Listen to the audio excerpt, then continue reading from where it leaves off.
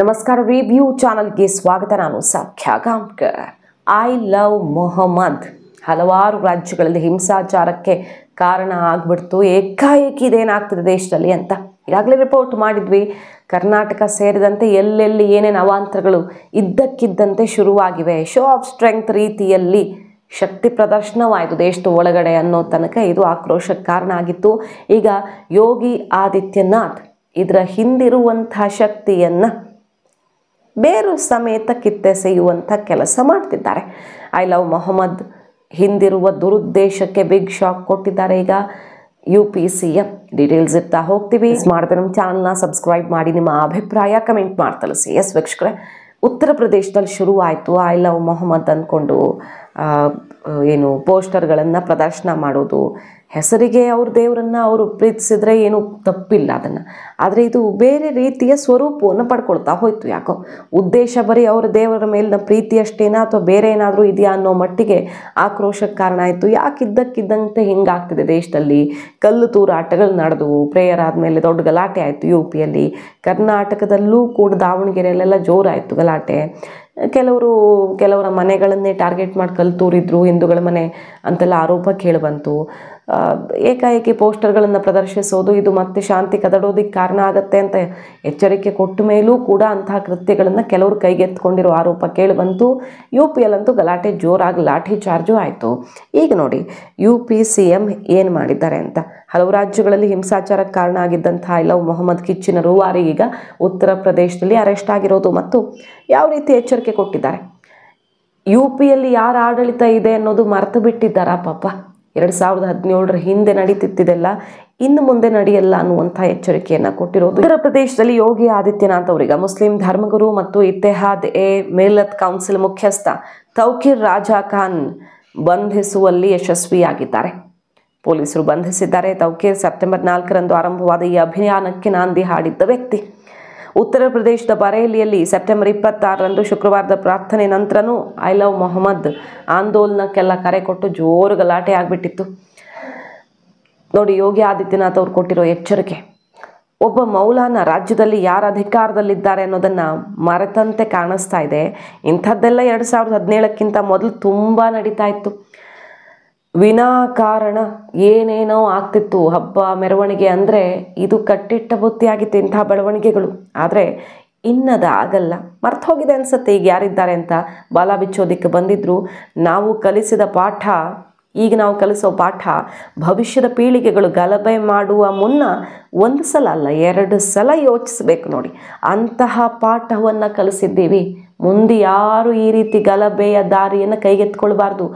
UPಯಲ್ಲಿ ಈ ರೀತಿ ಮಟ್ಟ ಹಾಕ್ಕೊಂಡು ಬಂದಿದ್ದಕ್ಕೆ ಇವತ್ತು ಅಭಿವೃದ್ಧಿಯ ಮಾಡೆಲ್ ಯಶಸ್ವಿಯಾಗಿದೆ. ನನಗೆ ಬುಲ್ಡೋಸರ್ ಅಂದರೆ ತುಂಬ ಇಷ್ಟ ಅಂತ ಎಚ್ಚರಿಕೆ ಕೊಟ್ಟಿದ್ದಾರೆ ಆಕ್ಷನ್ ಸಮೇತ ಯೋಗಿ ಆದಿತ್ಯನಾಥ್ ಅವರು. पर्व और त्योहारों के दौरान आपने देखा होगा जब भी पर्व और त्योहार आते थे उत्पात शुरू हो जाती थी. अब उत्पातियों और उपद्रवियों को पता लगेगा कि 7 पीढ़ियां याद आएंगी उनको, क्योंकि कभी कभी बुरी आदतें जाती नहीं लोगों की, तो उसके लिए उनकी डेंटिंग पेंटिंग करवानी पड़ती है कायदे से, जिससे उनकी बुरी आदतों को हम ठीक कर सकें. और यही डेंटिंग पेंटिंग आपने देखा होगा कल बरेली के अंदर मौलाना भूल गया कि शासन किसका है. वो ये मानता था धमकी देंगे और हम जबरदस्ती जाम कर देंगे. हमने कहा जाम नहीं होगा, कर्फ्यू भी नहीं लगेगा, लेकिन कर्फ्यू का सबक तुम्हें ऐसा सिखा देंगे कि तुम्हारी आने वाली पीढ़ी दंगा करना भूल जाएगी. क्या तरीका है जी? आप सिस्टम को ब्लॉक करना चाहते हैं. और यह प्रवृत्ति थी UP के अंदर. 17 के पहले यही होता था. और हम इसी बात को कह सकते हैं कि 17 के बाद हमने कर्फ्यू भी नहीं लगने दिया, लेकिन ऐसे बैरियर को चुन चुन करके वे जिस प्रकार की भाषा को समझते थे उस प्रकार की भाषा से उनको समझा करके उसको उसकी सजा दिलाने का काम भी किया है. और उत्तर प्रदेश की ग्रोथ स्टोरी यहीं से शुरू होती है. अगर आजादी के समय मैं उससे पहले नहीं जाता लेकिन 1947 में भारत आजाद हुआ, अगर उस समय भारत की इकोनॉमी में भारत का उत्तर प्रदेश का कंट्रीब्यूशन 14% था, तो ये 14% फिर से होना चाहिए। और 14% नहीं होना चाहिए, बल्कि जितनी आबादी है उत्तर प्रदेश की, उत्तर प्रदेश उतना कंट्रीब्यूशन करता हुआ दिखाई दे। ये हमारा राष्ट्रीय धर्म है और दायित्व भी है, और उसी के तहत ये सब कार्य योजना बन रही है। ಇದು ಗಮನ ಸೆಳೀತಾ ಇದೆ. ಯಾವ ದುರುದ್ದೇಶ ಇತ್ತು ಇದರ ಹಿಂದೆ, ಯಾರ ಕೈವಾಡ ಇತ್ತು ಅನ್ನುವಂಥ ಆರೋಪಗಳು ಕೇಳಿಬಂದಿದ್ದು. ಇದ್ದಕ್ಕಿದ್ದಂತೆ ಯಾಕೆ ಹಿಂಗಾಗ್ತಿದೆ, ದೇವರನ್ನು ಪ್ರೀತಿಸೋರು ಗಲಾಟೆಗೆ ಯಾಕೆ ಕಾರಣ ಮಾಡ್ತಾರೆ ಇಲ್ಲಿ ಅನ್ನುವಂಥ ಆಕ್ರೋಶ ಸಿಡಿದಿತ್ತು. ಅವರು ದೇವರ ಪ್ರೀತಿ ಮಾಡೋದ್ರಲ್ಲಿ ತಪ್ಪೇನೂ ಇಲ್ಲ, ಆದರೆ ಯಾಕೆ ಈ ರೀತಿಯ ದುಷ್ಕೃತ್ಯಗಳು ಸೇರ್ಕೊಳ್ತಿವೆ, ಆ ಗಲಾಟೆಗಳು ಅದರ ಜೊತೆಗೆ ಅನ್ನೋದೊಂದು ಆಕ್ರೋಶ ಇದ್ದಿತ್ತು. ಈಗ ಯೋಗಿ ಆದಿತ್ಯನಾಥ್ ಅವರು ಹೆಡೆಮುರಿ ಕಟ್ಟಿ ಅತ್ಯಂತ ಕಠಿಣ ಸಂದೇಶವನ್ನು ರವಾನಿಸಿದ್ದಾರೆ.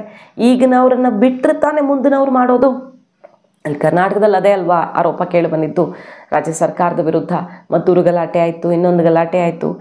ಒಂದು ಗಲಾಟೆಯಲ್ಲಾದವ್ರನ್ನ ನೀವು ಬಿಟ್ರಿ, ಮತ್ತು ಕೇಸು ಖುಲಾಸೆ ಮಾಡ್ತೀರಿ, ವಾಪಸ್ ತೊಗೊಳ್ತೀರಿ, ಮತ್ತೊಂದು ಗಲಾಟೆ ಆಗುತ್ತೆ. ಭಯವೇ ಇಲ್ಲ ಅವ್ರಿಗೆ. ದೇವ್ರಿಗೆ ಕಲ್ಲು ಹೊಡಿತಾರೆ, ಇನ್ನೇನೋ ಹಾರ ತಂದು ಹಾಕ್ತಾರೆ, ಮತ್ತೊಂದು ಮಾಡ್ತಾರೆ. ಈ ರೀತಿಯ ಘಟನೆಗಳು ಮರುಕಳಿಸ್ತಿವೆ ಅಂದರೆ ಅವ್ರಿಗೆ ಸಿಕ್ಕಿರೋ ಸಲುಗೆ. ಅಷ್ಟು ಭಯವೇ ಇಲ್ಲ. ಒಂದು ಸಮುದಾಯವನ್ನು ಗೌರವಿಸುವಂಥ ಮನಸ್ಥಿತಿಯನ್ನು ಯಾಕೆ ಬೆಳೆಸ್ಕೊಳ್ತಿಲ್ಲ ಅನ್ನುವಂಥ ಆಕ್ರೋಶ ಇಲ್ಲೆಲ್ಲ BJP ಅವರು ಸಿಡಿದಿದ್ದು ನೋಡಿದ್ವಿ. ಈಗ ಯೋಗಿ ಆದಿತ್ಯನಾಥ್ ಅವರು ಹೇಳ್ತಿರೋದೇ, ಈಗಿನವ್ರಿಗೆ ತಕ್ಕ ಶಾಸ್ತಿ ಆಗಿಲ್ಲ ಅಂದ್ರೆ ತಾನೇ ಮುಂದಿನವ್ರು ಮಾಡೋದು. ಮುಂದಿನ ಪೀಳಿಗೆ ಯೋಚಿಸ್ಬೇಕು, ಒಂದು ಸಲ ಅಲ್ಲ 2 ಸಲ ಯೋಚಿಸ್ಬೇಕು ಕೈಗೇನಾದರೂ ಎತ್ಕೊಳ್ಳೋ ಮುನ್ನ. ಅಂತಹ ಪಾಠ ಕಲಿಸ್ತೀನಿ ಅನ್ನುವಂಥ ಎಚ್ಚರಿಕೆ ಕೊಟ್ಟಿದ್ದಾರೆ. ಆತ ಅರೆಸ್ಟ್ ಆಗ್ತಾ ಇದ್ದ ಐ ಲವ್ ಮೊಹಮ್ಮದ್ ಎಷ್ಟು ಪ್ಲ್ಯಾಂಡ್ ಅನ್ನೋ ಆಘಾತಕಾರಿ ಅಂಶಗಳು ಹೊರಗಡೆ ಬೀಳ್ತಾ ಇದ್ದಾವೆ ನೋಡಿ. ಬರೇಲಿ ಘರ್ಷಣೆ ಆಯಿತು, ಅದಾದಮೇಲೆ ಬಾರಾವಂಕಿ, ಮೌ ಜಿಲ್ಲೆಗಳಲ್ಲಿ ಐ ಲವ್ ಮೊಹಮ್ಮದ್ ಪೋಸ್ಟರ್ ಅಂಟಿಸಿ ಅಭಿಯಾನ ನಡೆಸೋದಕ್ಕೆ ಪ್ರಯತ್ನ ಮಾಡಿದ್ದಾರೆ. ಅಲ್ಲಿ ಉದ್ವಿಗ್ನತೆ ಆಯಿತು, ಅಲ್ಲಿ ಪಡೆಗಳನ್ನು ನಿಯೋಜನೆ ಮಾಡಬೇಕಾಯಿತು. ಇಡೀ UP ಹೈ ಅಲರ್ಟ್ ಮೋಡಿಗೆ ಬಂದುಬಿಡ್ತು. ಬೇರೆ ಬೇರೆ ರಾಜ್ಯಗಳಲ್ಲೂ ವ್ಯಾಪಿಸೋಕೆ ಶುರುವಾಯಿತು. ಈ ಪೋಸ್ಟರ್ ಅಭಿಯಾನ ಈದ್ ಹಬ್ಬದ ವೇಳೆ ಸೆಪ್ಟೆಂಬರ್ 4ರಂದು ಶುರುವಾಗಿ, ಕಾನ್ಪುರದಲ್ಲಿ ಶುರುವಾಗಿ ಎಲ್ಲ ಕಡೆ ವ್ಯಾಪಿಸೋಕೆ ಶುರುವಾಗಿತ್ತು. ತೌಖೀರ್ ರಾಜ ಕರೆ ಕೊಟ್ಟಿದ್ದೇ ಇದಕ್ಕೆ ಕಾರಣ. ಸೊ ಬೇರೆ ಸಮೇತ ಇದಕ್ಕೆ ಸರಿಯಾದ ಪಾಠ ಕಲಿಸ್ಬೇಕು ಅಂತ ಈಗ ಯೋಗಿ ಆದಿತ್ಯನಾಥ್ ಅವರು ಆ್ಯಕ್ಷನ್ಗೆ ಮುಂದಾಗಿದ್ದು, ಬಹಳಷ್ಟು ಕಡೆಗಳಲ್ಲಿ ಏಕಾಏಕಿ ಗಲಾಟೆ, ಏಕಾಏಕಿ ಒಂದೇ ಸಲ 39 ಜನರನ್ನು ಬಂಧಿಸಲಾಯಿತು. ರಾಜ ಹಾಗೂ ಹಿಂಸೆಗೆ ಕಾರಣವಾದಂಥ 39 ಜನರನ್ನು ಅರೆಸ್ಟ್ ಮಾಡಿದ್ರು, ನ್ಯಾಯಾಂಗ ಬಂಧನಕ್ಕೆ ಕೊಟ್ಟರು. ಬರೇಲಿಯಲ್ಲಿ ಮೊಬೈಲ್ ಇಂಟರ್ನೆಟ್ ಬಂದ್ ಮಾಡೋ ತನಕ ಗಲಾಟೆ ಆಯಿತು. 1700 ಅಪರಿಚಿತ ಜನರ ವಿರುದ್ಧ ಗಲಭೆ, ಪೊಲೀಸ್ ಸಿಬ್ಬಂದಿ ಮೇಲೆ ಹಲ್ಲೆ, ಕಲ್ಲು ತೂರಾಟ, ಆ ಕೇಸೆಲ್ಲ ದಾಖಲಾಯಿತು. ಸೊ ಏನು ಉದ್ದೇಶ ಇತ್ತು? ಇದ್ದಕ್ಕಿದ್ದಂತೆ ದೇಶದಲ್ಲಿ ಅಶಾಂತಿ ಸೃಷ್ಟಿಸೋ ಉದ್ದೇಶ ಇತ್ತ ಅನ್ನೋ ತನಕ ಆತಂಕಕ್ಕೆ ಕಾರಣ ಆಗಿತ್ತಿದು. ಯಾವ ಶಕ್ತಿಗಳು ಕೆಲಸ ಮಾಡ್ತಿದ್ದಾವೆ ಅಂತ. ಈಗ ಯೋಗಿ ಆದಿತ್ಯನಾಥ್ ಅವರು ಬಿಗ್ ಆ್ಯಕ್ಷನನ್ನು ತಗೊಂಡಿದ್ದು ಎಚ್ಚರಿಕೆಯ ಸಂದೇಶವನ್ನು ರವಾನಿಸಿದ್ದಾರೆ. ಮಾಹಿತಿ ಇಷ್ಟ ಆಗಿದ್ರೆ ಮಿಸ್ ಮಾಡದೆ ನಮ್ಮ ಚಾನಲ್ನ ಸಬ್ಸ್ಕ್ರೈಬ್ ಮಾಡಿ, ನಿಮ್ಮ ಅಭಿಪ್ರಾಯ ಕಮೆಂಟ್ ಮಾಡಿ ತಿಳಿಸಿ. Thank you.